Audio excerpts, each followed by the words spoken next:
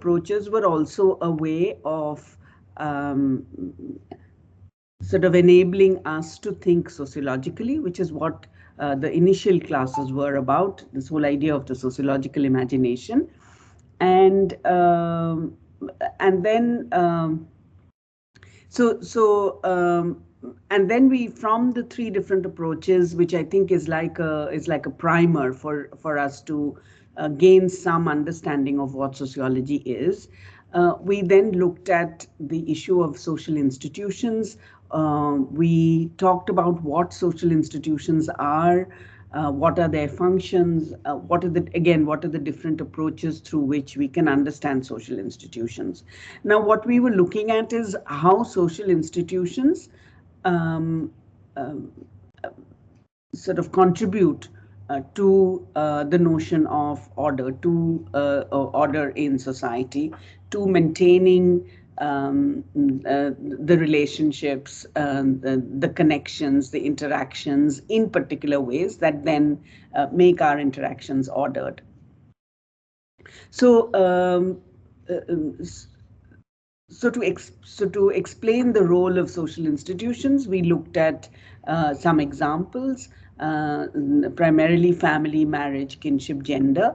The other idea that I think I had said that is going to run through the course is the idea of embeddedness. So we were trying to see how these institutions are embedded in each other, how they influence each other, how the decisions in one affects the decisions in another, and so on.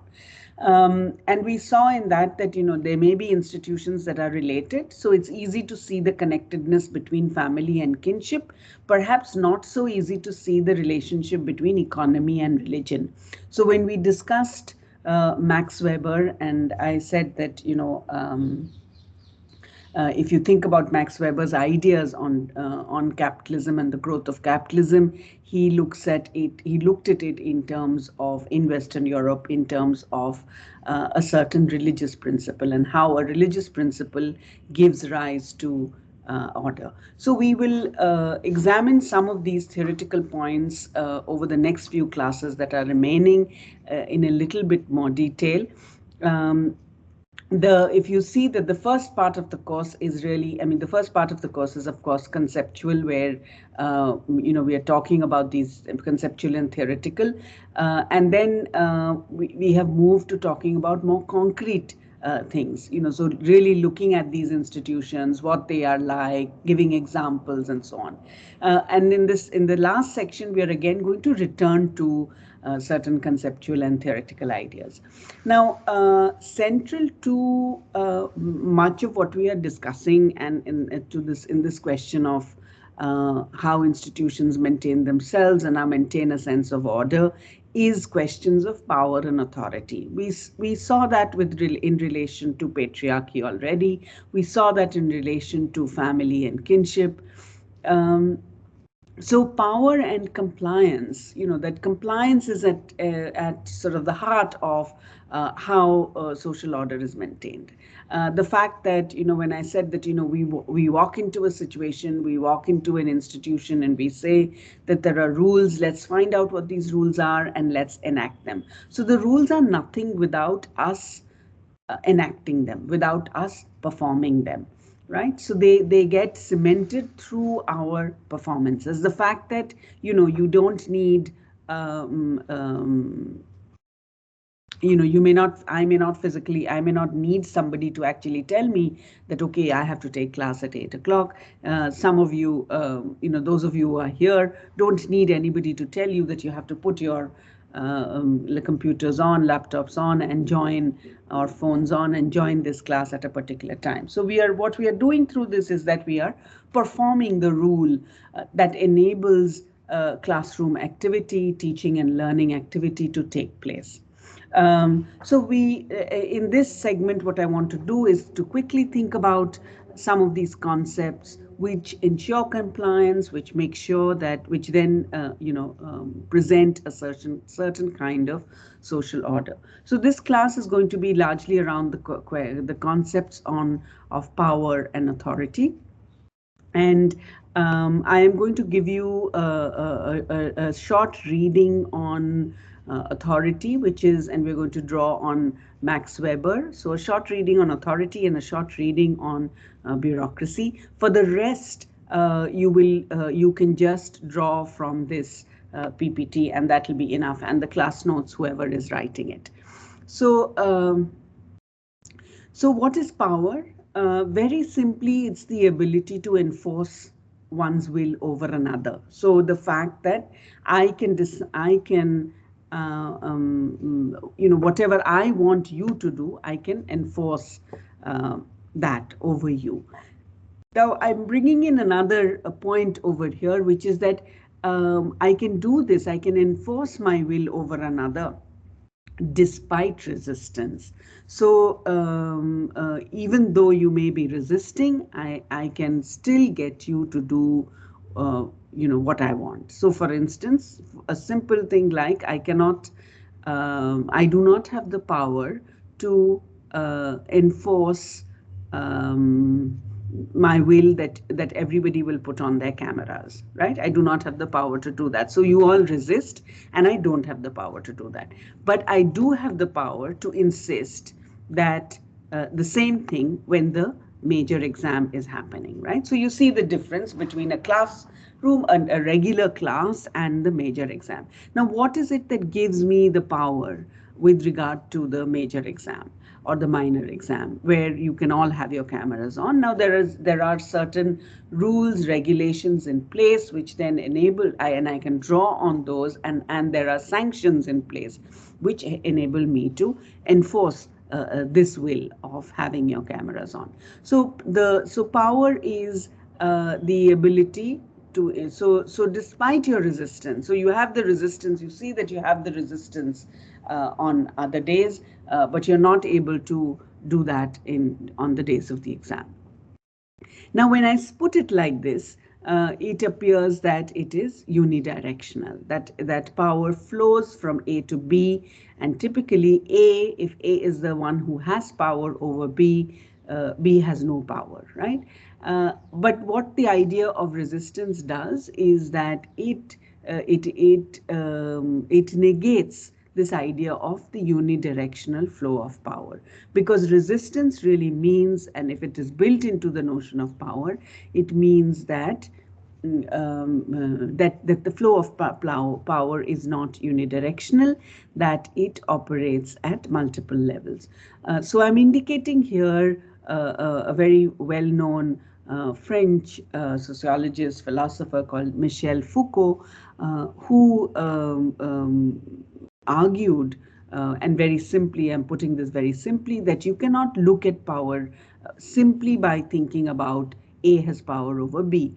So simply by thinking about the teacher has power over the students, that is problematic, because the teacher is not able to enforce her will over all her students in the same way.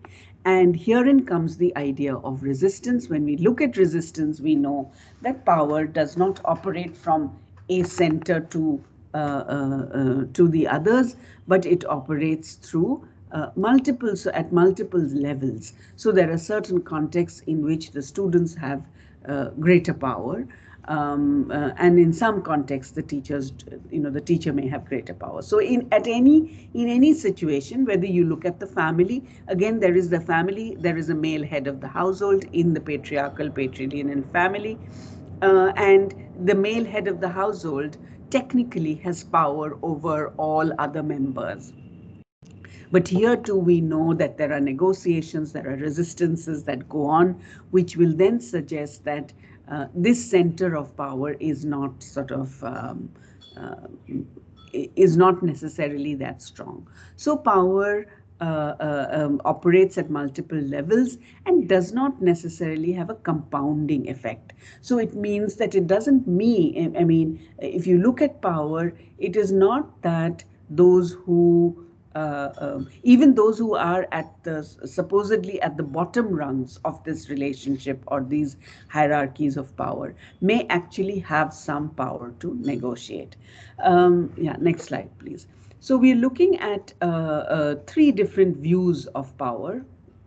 The first is the one-dimensional view, where you say that A has power over B, and you can see that the PPT actually really spells it, each of them out. So A has power over B to the extent that I can get you to do something that you would not otherwise do. Right? So here, my successful attempt at getting you to do something that you would not otherwise do. That there are two things involved here: the capacity and the actual doing. So my successful attempt at getting you to put on your cameras in the minor exam is both my capacity and your actual doing. So so this is the in this view of power, behavior and actual outcomes are central. The two-dimensional view of power, where you're saying, so here you see that it's clearly visible because I'm looking at my behavior, I'm saying something, or I'm giving you certain sanctions, and then I'm getting the actual outcome. In the two-dimensional view of power, what you do is that I devote my energies to creating and reinforcing certain social and political values that will then constrain you, constrain B. If I am A, then it'll constrain B from considering things that are not good or not safe for me. So this is what a mother would do for her child. That, sorry, could you leave it on that, please? Mother would do for her child, where I create a certain social and political values that will then place certain constraints on my child, constraints that will stop her from considering the things that are not safe for her or that are not safe for me either. So, but this, you can see this in several different ways.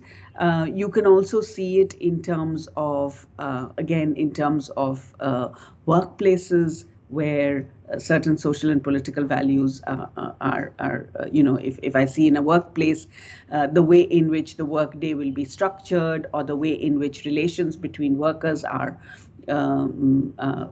the norms in the relations between workers. Here again, you have a scenario where there are certain values, there are certain dominant values which are communicated, which will then prevent the workers from doing things that are not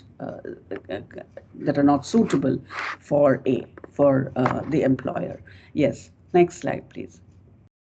So let's look at some of the, before we move on to the third view of power, let's look at some of the related concepts in the definition, in this definition of power. Firstly,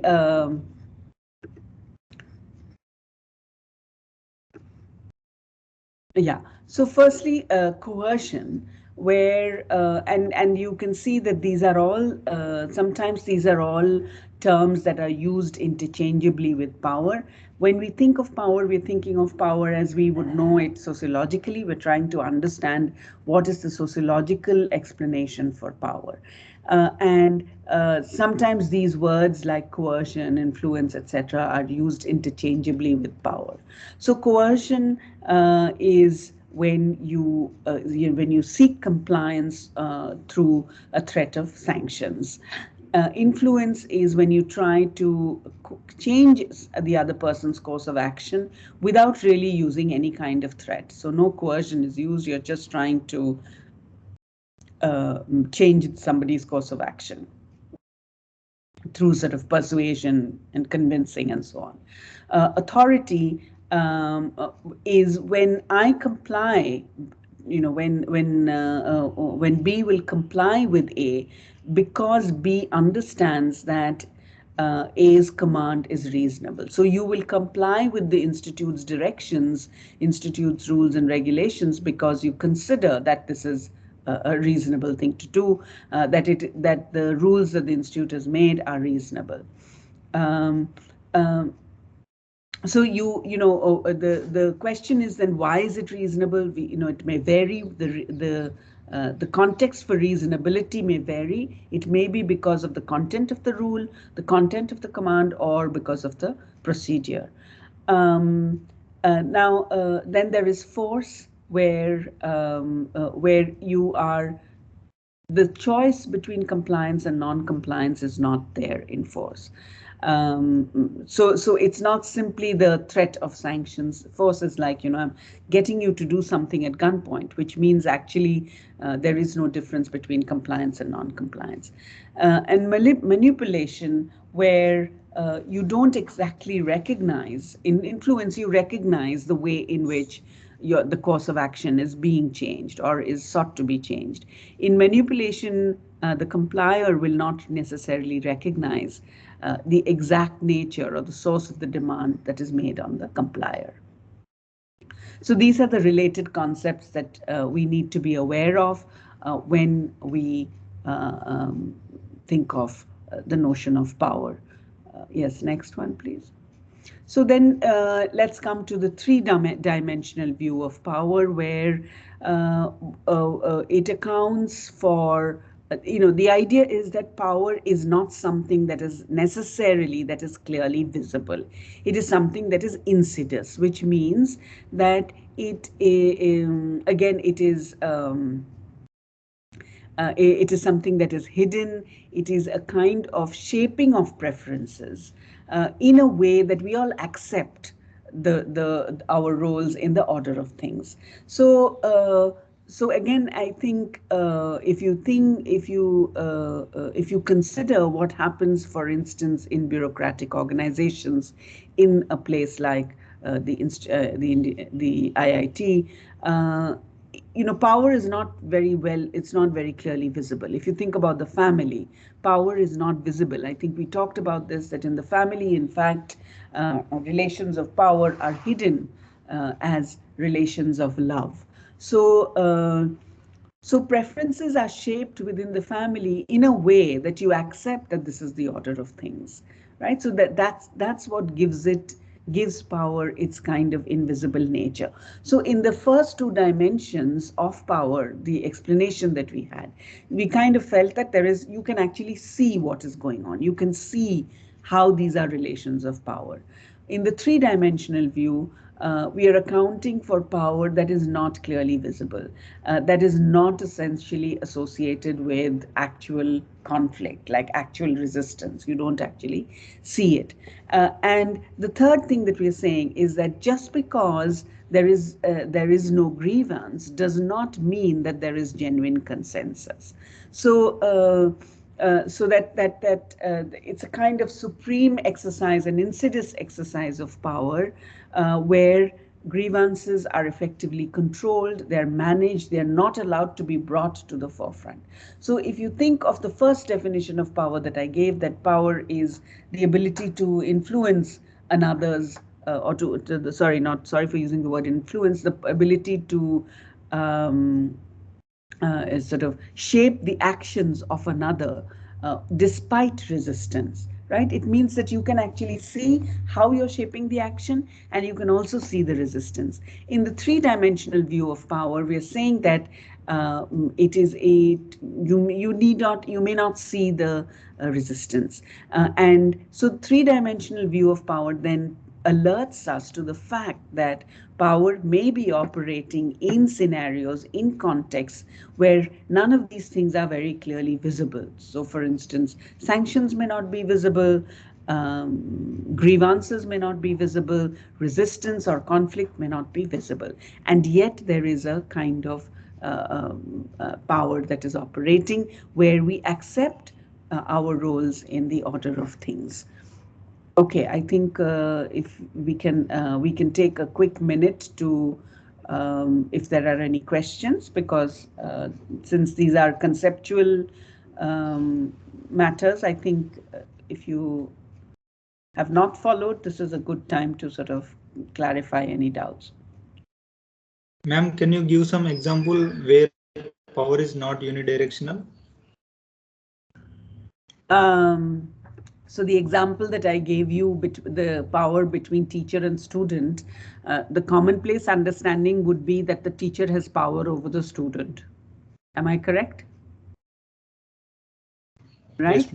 Yeah, but actually this power is not unidirectional, because the students also have power to negotiate, to to alter and to uh, to determine the shape of the relationship between teacher and student. And you understand very well that this relationship is different for different teachers. So it's personality, gender, caste, class dependent, right? So then what we are saying is that if I think about, when I say unidirectional, if I think about one as powerful and one as completely powerless, that understanding does not work. Because who I consider to be completely powerless also has the power to negotiate, has the power to resist, has the power to change things, and so on.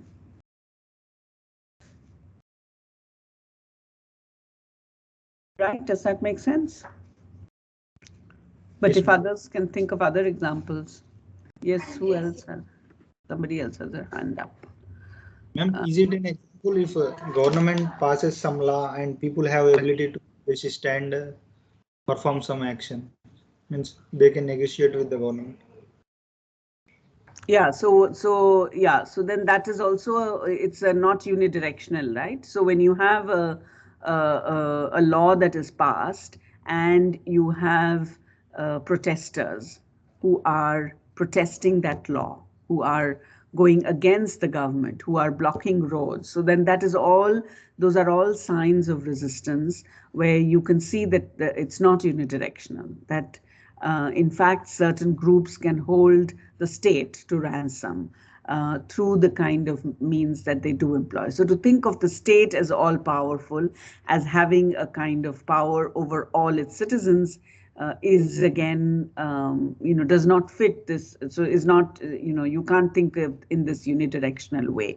In fact, that citizens, different groups of citizens have different capacities to influence, to shape the decisions of the government. Yes, anybody else? Excuse me, ma'am. Yeah. Ma'am, I didn't quite get this three-dimensional view. Okay. Yeah. Yeah. So the three-dimensional view is where you may not have actual observe. So if you think that there is consensus, right? We are all agreed that we have to be in this class and we have to, be listening. We have to join at a particular time. So there is consensus. So in this classroom, in this virtual classroom, there is consensus. There is no actual observable conflict. So, we are not arguing it with each other. It is not a space which is, which is chaotic. You have one person talking, we are taking turns talking. So it's an ordered classroom, right? So when you look at this classroom, then there may be a sense that actually there is no resistance or there is no observable conflict. There is genuine consensus. All those who are here really want to be here, and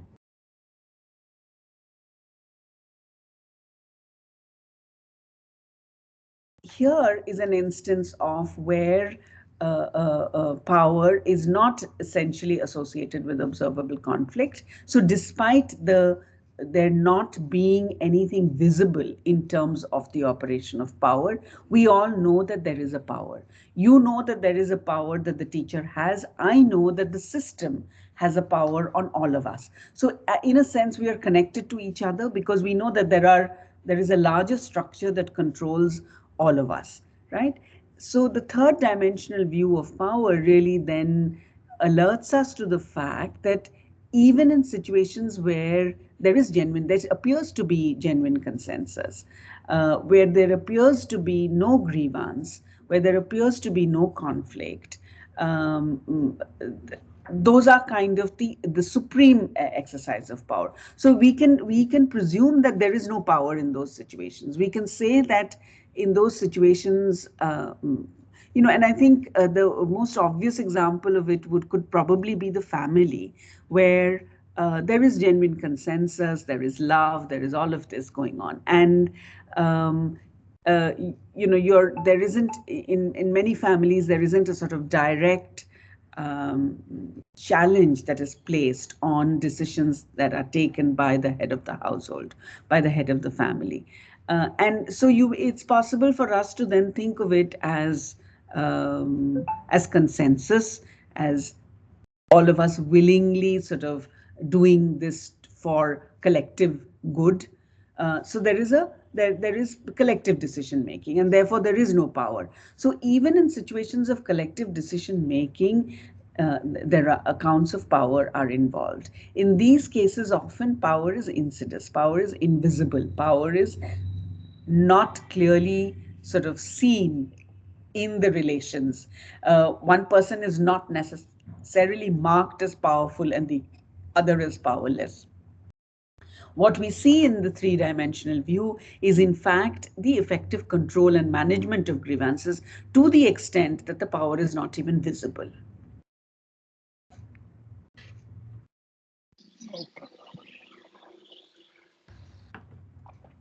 Okay, so we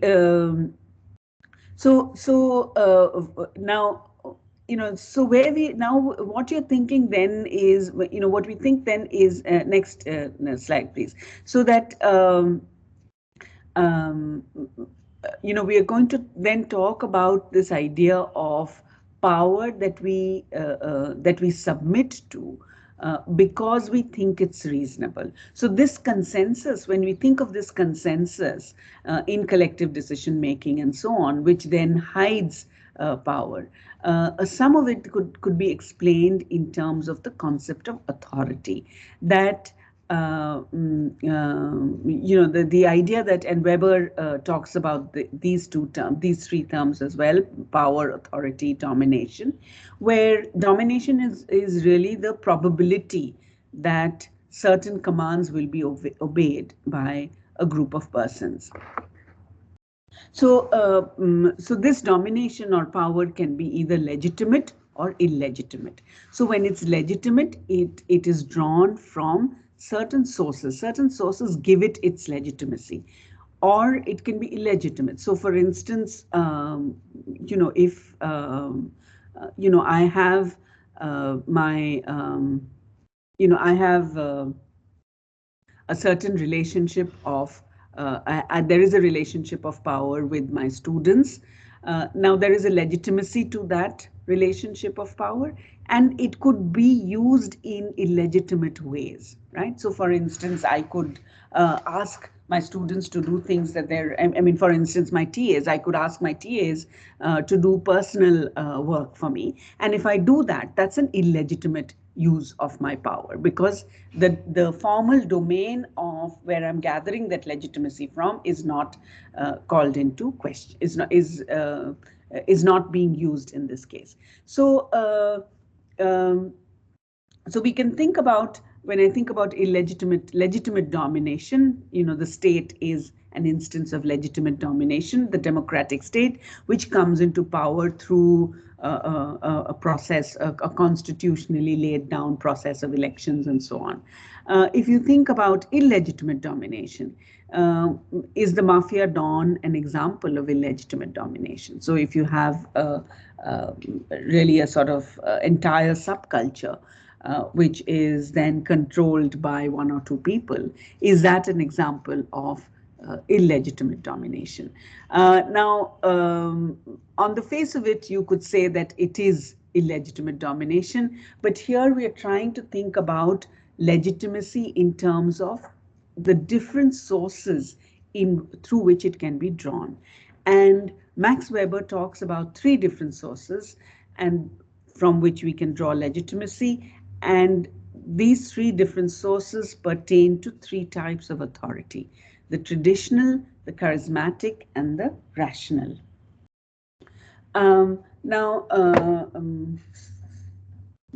So what is charisma? As you're all aware, charisma means certain exceptional qualities, right? And it is because of these exceptional qualities that a leader has followers. So the leader has these qualities, this heroism, certain special powers, something exemplary. There is something exemplary in the leader. The leader sets an example, and it is because of these exceptional qualities that the leader gains the devotion of a group of followers.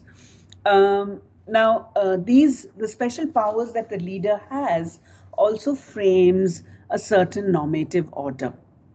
Now, what does this mean? It means that because I have a certain charisma, I can then use that and use the power that comes from this charisma, use the power that I have over people to then frame certain norms, rules, and regulations. So I sanction that this is the normative order. I sanction that, and I can decide what the norms governing people's lives are going to be. Can anybody give me one example of a charismatic leader?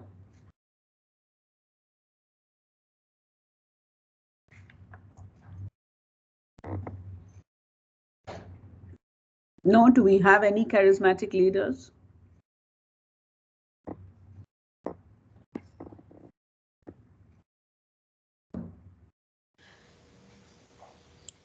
Subhash Chandra Bose.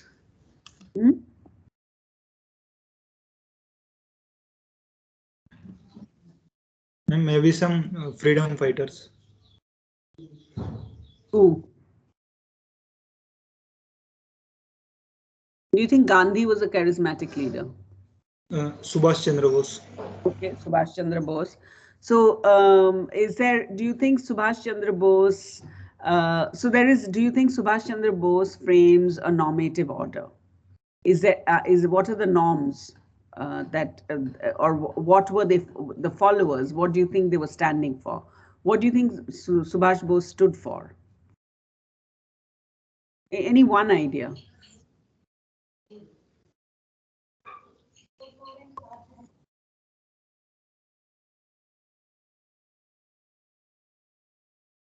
No?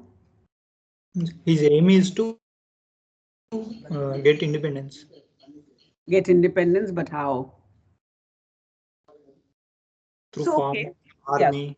Yeah. So let's say that that there is through his ability to influence people, and he had certain had this exemplary character, and he frames independence as part of as a part of this normative order. So what he's trying to push for from his followers is to say that we all fight to get independence. You have somebody like Gandhi, again similar, but similar in terms of this normative framing of independence, of Swaraj, but doing it through other sort of means. So the normative order that Gandhi was framing was really in terms of ahimsa, satyagraha, as the ways of getting to that point of independence. In history, if one seeks examples from history, an outstanding example of Barack Obama, probably. But I was thinking of Hitler because, again, exemplary character, and frames a normative order, for what Germany as a nation should be like. So similar to, let's say, Subhash Chandra Bose and Gandhi, what they were doing was what India should be like. And the first step in thinking about India is the idea of independence, that it should first be independence. If you have somebody like Barack Obama, I think, again, the normative order in terms of equality, in terms of a society that is equal, a society that sort of takes the challenges of race head on. I think that is the kind of order that somebody like Obama was, really was stood for. So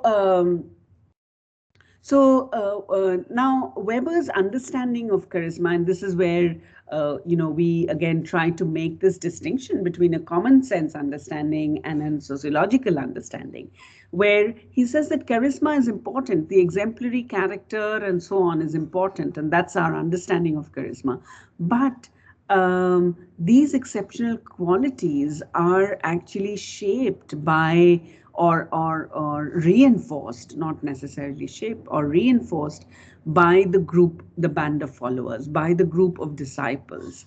So the way in which a leader is defined is, I mean, the leader may have certain exceptional qualities, or the leader may not have the exceptional qualities, but may be defined by the followers as having these exceptional qualities. So, so if the disciples define the leader as charismatic, the leader is likely to be viewed as possessing these sorts of exceptional qualities. So it's not the real possession of exceptional qualities that is important as much as the followers agreeing that somebody possesses these exceptional qualities. So if you think of, all the, for instance, what was that?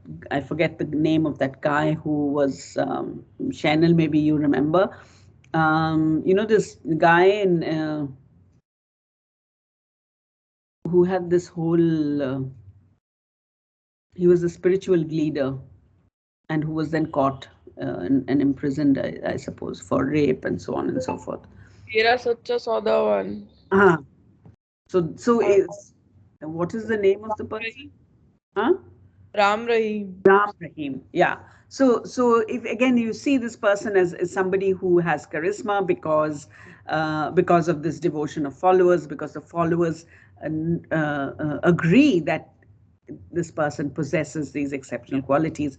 But whether he actually possesses these exceptional qualities are then called into question through what happens subsequently in that institution and in the organization that he was leading. So charismatic authority then stems from the exceptional qualities and the recognition of these exceptional qualities by a band of followers. So it is the band of followers or the disciples, the group of disciples that actually enable this charisma to sort of take root and create an exceptional leader.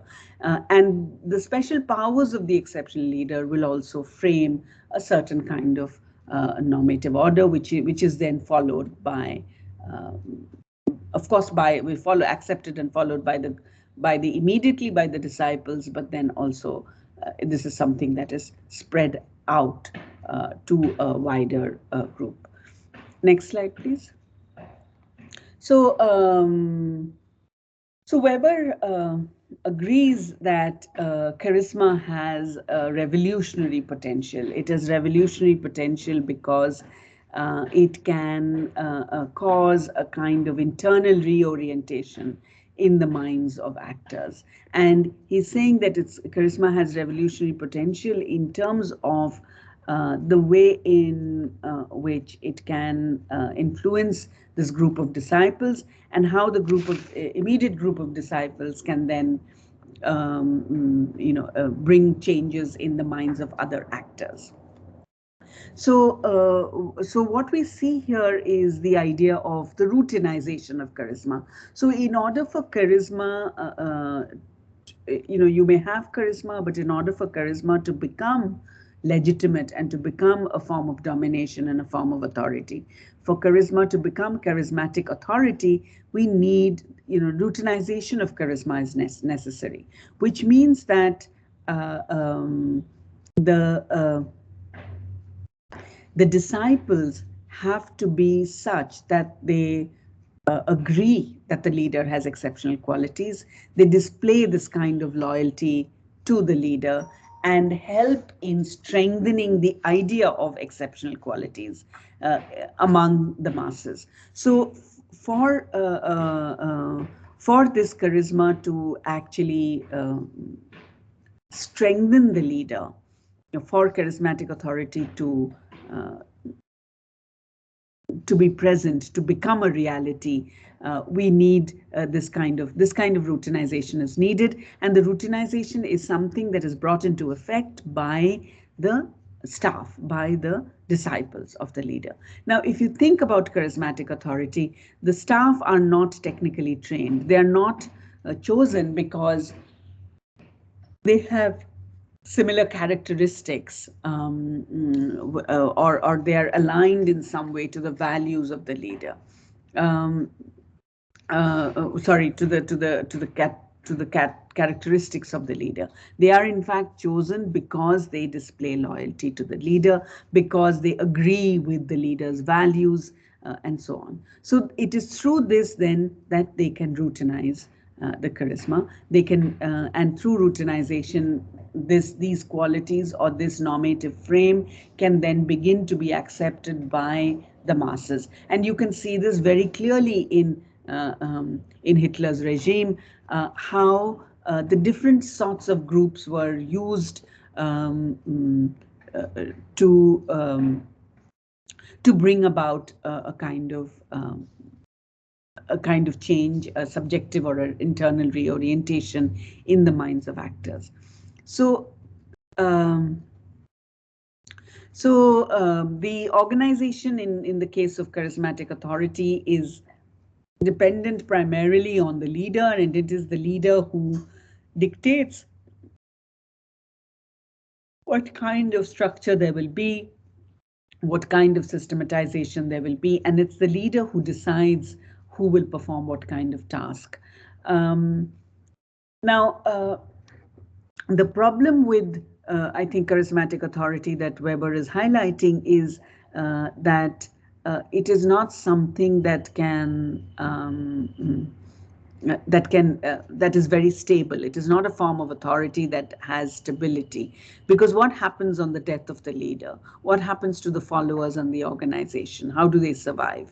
One way of surviving is to seek charisma in another leader, or in terms of the leader identifying a successor. So you see this very clearly in, for instance, in the Dalai Lama, who could also be an example of charismatic authority. You see that there is a band of followers, a group of disciples. You see a certain normative order which is put in place. So and you have this the seeking of charisma in another leader. So when that is how the system continues, how charismatic authority within that system continues. But this is a problem with charismatic authority, that the options for continuance of this form of authority are not very stable. Next slide, please. So, so if you see that if there are a set of rules which are developed to find the new leader, then what will happen is that these rules become more like tradition, and charismatic authority changes to traditional authority. We'll come to traditional authority. Traditional authority is basically legitimacy that is derived from tradition. So, if you have a set of characteristics or rules that are developed to say that you can identify a new leader with the same kind of charisma, then these rules are likely to become like tradition, and then charismatic authority does not really remain charismatic authority, and the personal character of charisma will become insignificant. So in the long run, what Weber is saying is that charisma cannot really be routinized and yet remain as charisma. So charisma is most likely, when you routinize it, it's most likely to transform into some other form of authority, either traditional or rational legal or institutionalized charisma like that of the church. So, so this makes charisma a rather unstable form of authority. In contemporary world, in the modern world, charisma is most likely to be routinized into rational legal authority, which is, and I'll come to what rational legal authority is. So if one thinks then, Weber began by saying that, charisma may appear to be a revolutionary force, but is it really a revolutionary force? Perhaps not, because of this kind of instability that is likely to be generated in the context of charismatic authority. So what he argues is that probably it's possibly rationality and not charisma, which is a significant revolutionary force. Okay, next. Yeah. So very quickly, what is traditional authority? We said earlier that authority that is, or the kind, when legitimacy is derived from traditional rules and beliefs, that becomes traditional authority. So if leaders are drawing on the age-old customs and rules, have the ability to draw on age-old customs and rules, they take on the role of traditional authority. So in sort of, if I think about Hindu caste society, then we know that it's the priest who holds this kind of traditional authority. In the church, again, it's the priest who holds this kind of traditional authority. And the leader is obeyed because the leader carries on tradition, is carrying tradition forward, is representing tradition. So the examples that Weber gives are what he calls gerontocracy, which is the rule by elders. And if you look at sort of, for instance, the tribal society, we talked about the Nuer, that could be a case where the Nuer has chiefs, which are really the elders in the society. So rule by elders, or primary patriarchalism, where you have a chief and then there are leaders who inherit that position of chief. And these are examples of traditional authority. So so if one thinks of, so here I think one form that Weber discussed is two forms actually: patrimonialism, which is traditional domination with an administration and a military force that become the instruments of the leader. So you have a leader and who draws on old age customs and rules, and but also has an administrative staff, has a military force, and it is the leader who controls both these, the administrative staff as well as the military force. In feudalism, I mean, you can see this in this form of traditional domination also in feudalism, where it's the relationship between the feudal lord and serf, those who served the feudal lord. For instance, you can think of in the Indian context, when you think of the Jajmani system, where there are routinized contractual relationships between the leader and the subordinate, right? And of course, in the context of the Jajmani system, it is also connected to the institution of caste. So these are sort of the examples where traditional authority is used. Now, one of the drawbacks of traditional authority, as Weber pointed out, is that it places barriers on the development of rationality. So it does not allow rational legal structures to emerge, because ultimately it's about control with the leader, and ultimately it's about control through relying on these age-old customs and rules. So new customs and new structures are not allowed to develop, because then that would challenge challenge tradition and challenge traditional authority. Next slide, please. So finally, the third form of authority that he talks about, that Weber talks about, is rational legal.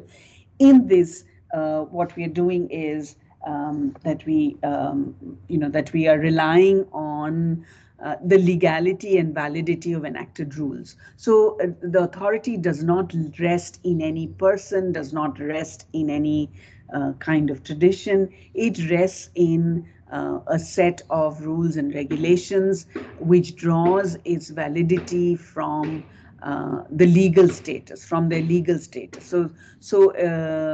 So in the IIT system, for instance, we are all, and I said that there is a larger structure that governs us all. There is a rule book that you can go to. IIT itself has a rule book. There are larger sort of governmental rules that we are all subject to.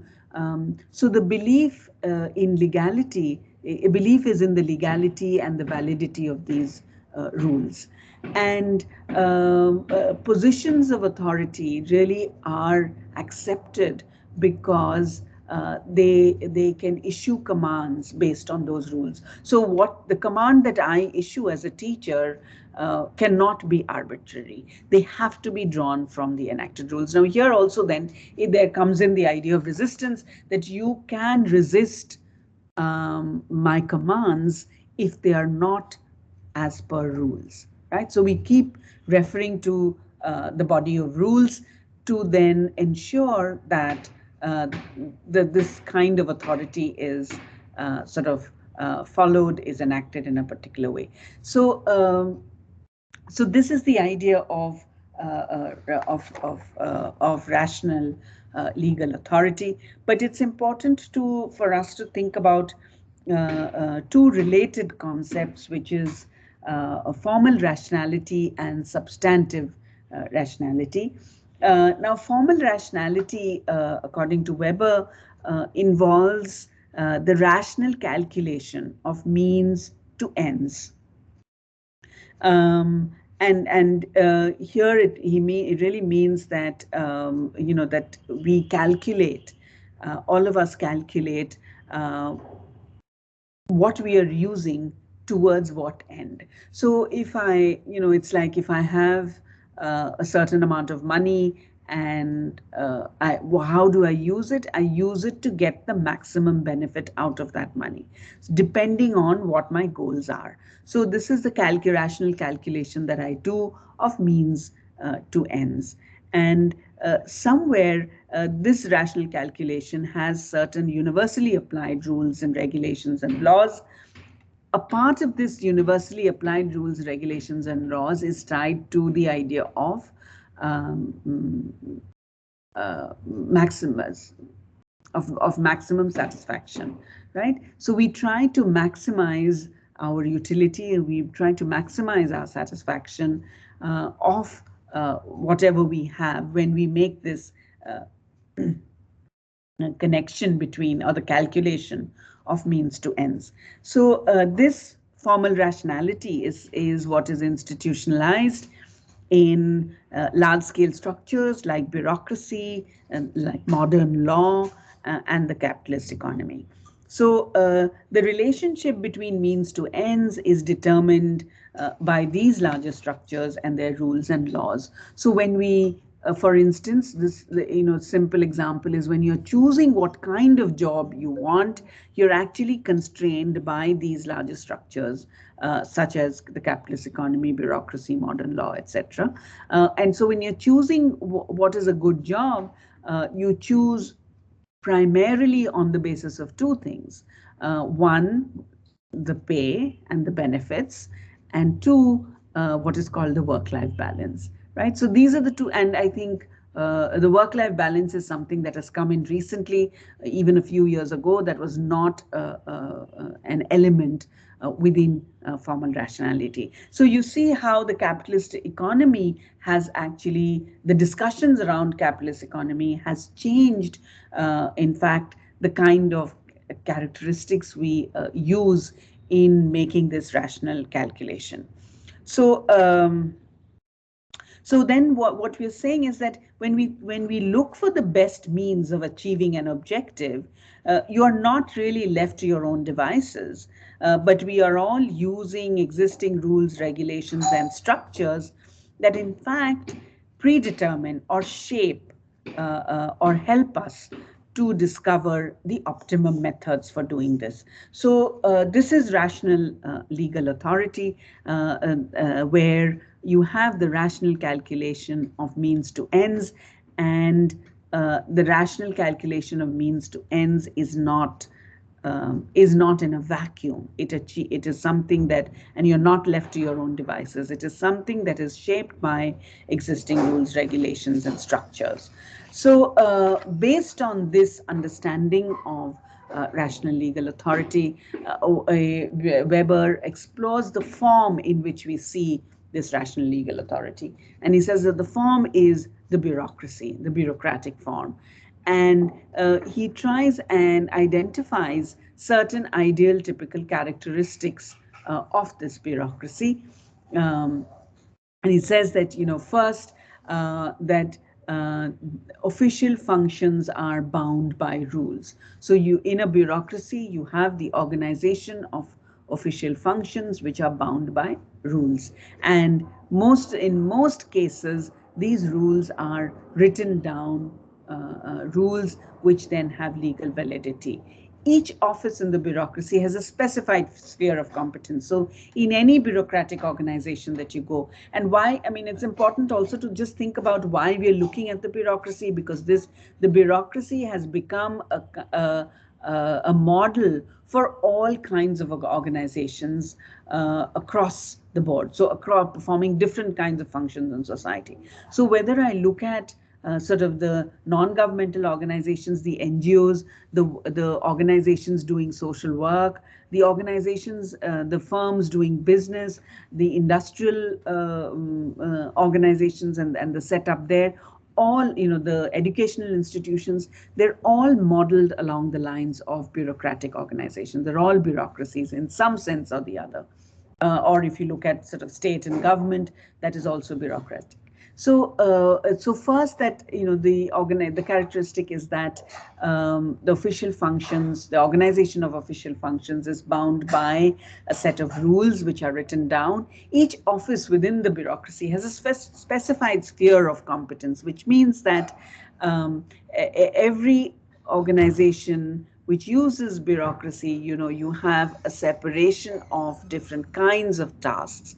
So within the educational institution, within, for instance, IIT, you have administration, you have faculty, you have research. So they are specified spheres of competence, and each office has the specified sphere of competence. Within administration, you'll see that there are divisions. Look at the number of deans that we have. We have a dean for infrastructure, we have a dean for faculty, we have a dean student affairs. So each of them are handling, we have a dean for outreach.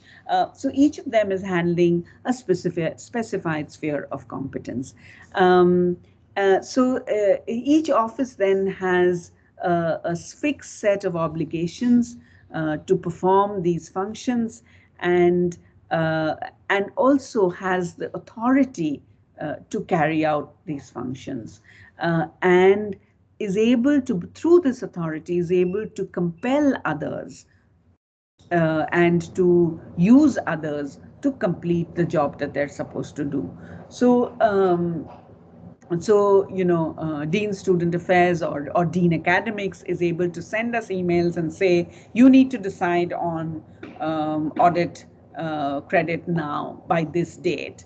And then, there are a set of tasks that all of us have to perform in order to ensure that this task, which the Dean Academics has sort of put out, is completed on time. The next characteristic that he discusses is that these bureaucracies are hierarchical systems.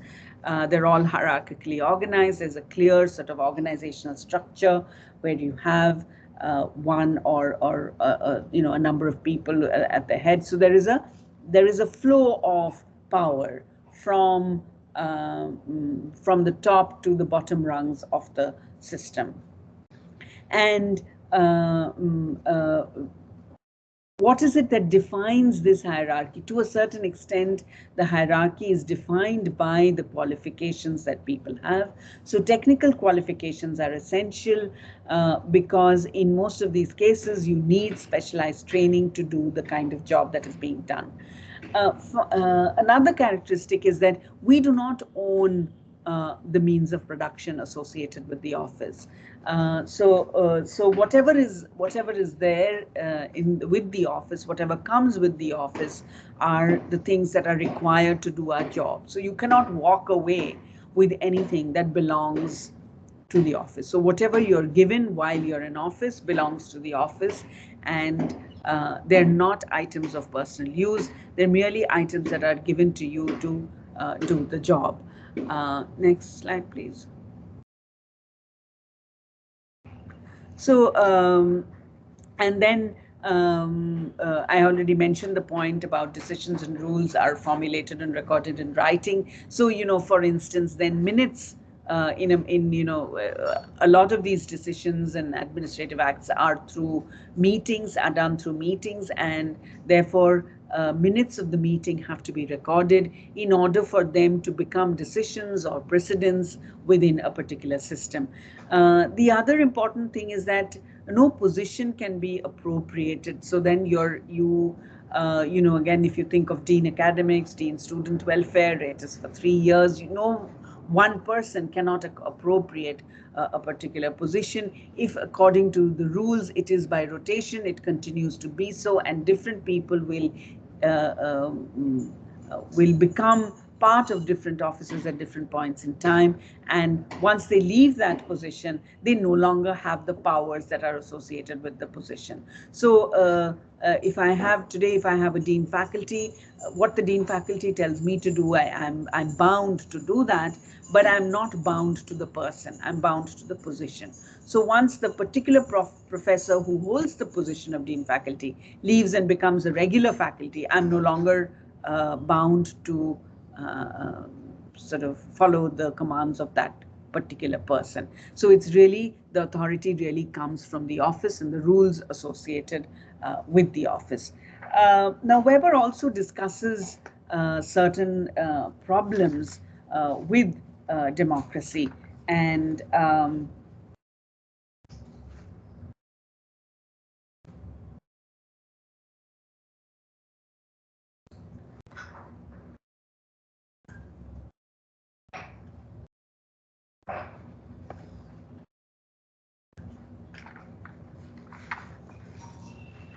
okay, I think just before I move on to problems, let me just give you one small example of a bureaucracy in an that is used in an industrial setting, and this is a study by Alvin Goldner. I'm just putting the name up here. Alvin Goldner, who studied a gypsum plant in upstate New York. And what he does is that he uses Weber's idea of bureaucracy, and he says that, when you look at this gypsum plant, and the gypsum plant has two kinds of divisions. One which is the surface, the office, the more formal office, and the other is the mine itself. So he looks at these two aspects, the operation in these two aspects, and he uses Weber's ideas of bureaucracy, but he uses them to also somewhere critique Weber's ideas of bureaucracy, because he says that when you look at the operation of bureaucratic procedures across different settings, you realize that there can be different forms of bureaucracy. So, and he also says that, that if I think about the strict application of rational legal authority in all contexts within a bureaucracy, that may not always be possible. So, so he says, one of the things he says is that when he looks at this gypsum plant, which was in this small sort of town, the town itself was characterized by, and this is again an old ethnography or an old study that was done, but the town itself was characterized by a traditional outlook where community ties, familiarity were emphasized over efficiency. So in this context, he looks at the changes in the bureaucracy in the context of a managerial succession. So he says, you know, there was a change of managers in the plant, and with the change of managers, how the nature of bureaucracy also changed. So initially, when you and I forget the names of the managers, but I'll circulate a note on this example.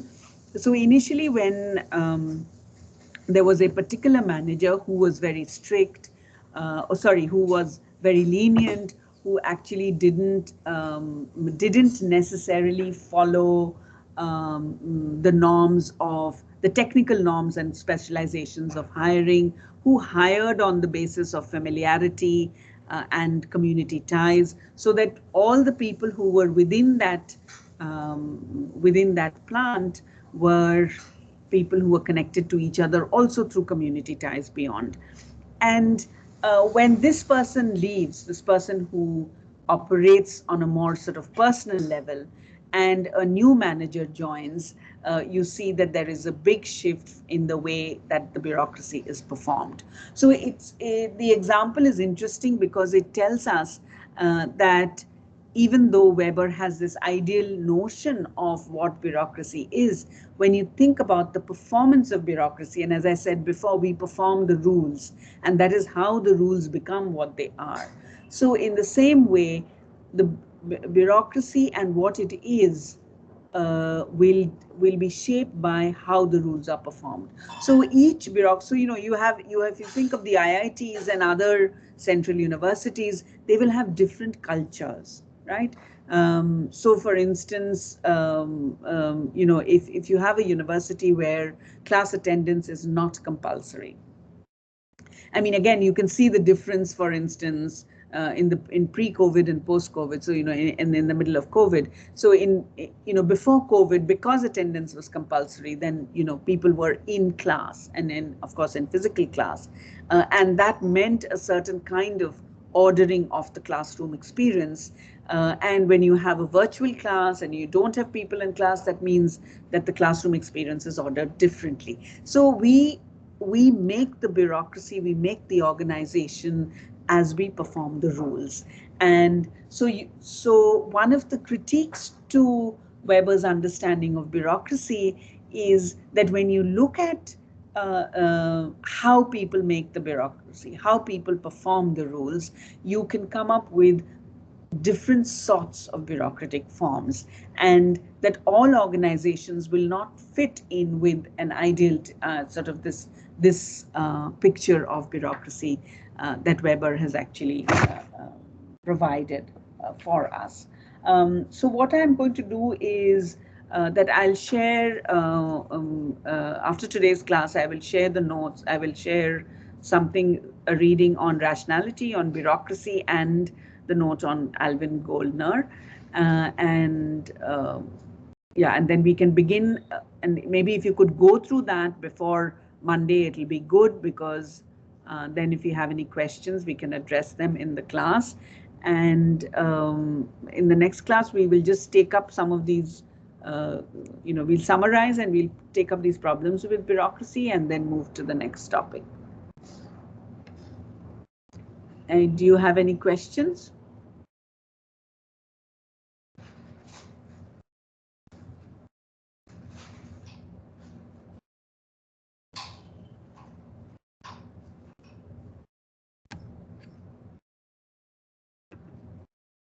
All right, so I hope I know that many of you are not attending your tutorials, and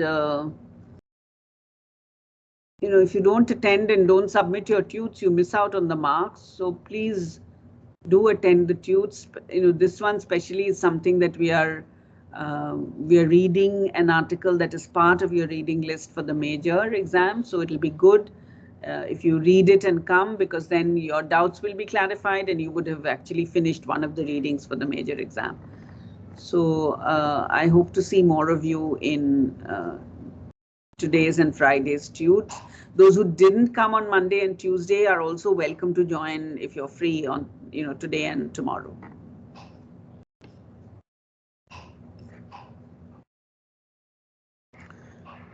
Okay, so if you have no questions, I'll end the class, and I hope, please start reading, because yes, Tanisi. Ma'am, I had one question. That what is the last date for submission of the group video project that we have to make? So I think I had said 23rd November. Okay, ma'am. Thank you. Is that okay? Because that will give you some time. It's beyond your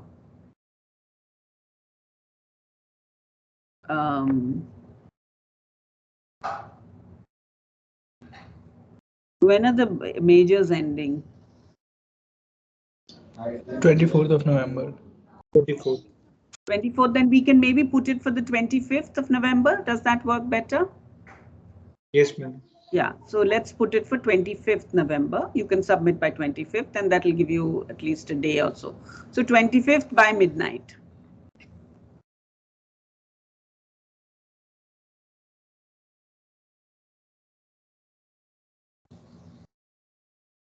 All right. Thank you. Thank you, ma'am.